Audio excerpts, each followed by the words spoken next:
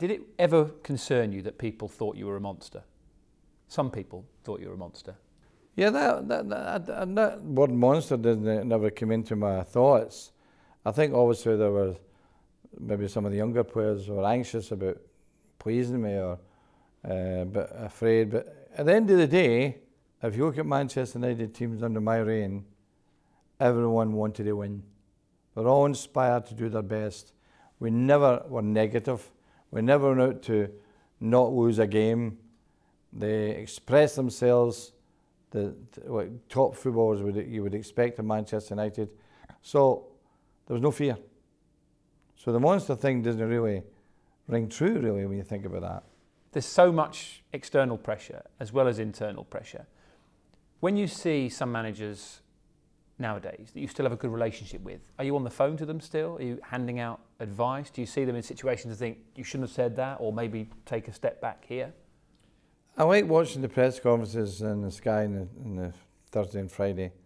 Enjoy that. And several times I've phoned a few of the managers, said, give them a bit of advice, and they've been good. You know that I phoned Nigel Pearson. I thought that there were some elements I thought could help him there, and Alan Pardew. And sometimes managers give me a call, you know, ask me bits of advice here and there, and particularly about players and things like that. So I'm not isolated from the game in that respect. So specifically with Nigel Pearson, what was he doing? Was he not saying things he should say, or saying things that he shouldn't have said? I just felt he was a little bit too casual. You know, his team were bottom of the week, and I says, you know, you remember your team is bottom of the week. You've got to show your anger a little bit. You know, the fans want to see you care. And I think he improved in that. He was good after that. And his team were fantastic. He did a great job, Nigel. He did a fantastic job there. So when they see your phone number on there, they know they've done something no, wrong. My number doesn't come up. Oh, one of those secret ones, is it? The big red phone. They have to guess.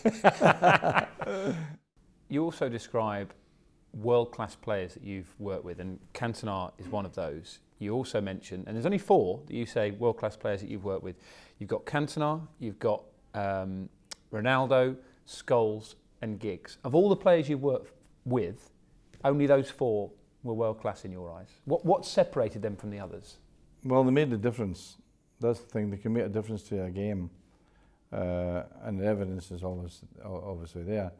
Cantona, I think, was a catalyst to where we wanted to be when we brought him and we won the league that season. And his mere presence and his ability to make and score goals, and so people maybe forget that he was a great maker of goals, you know.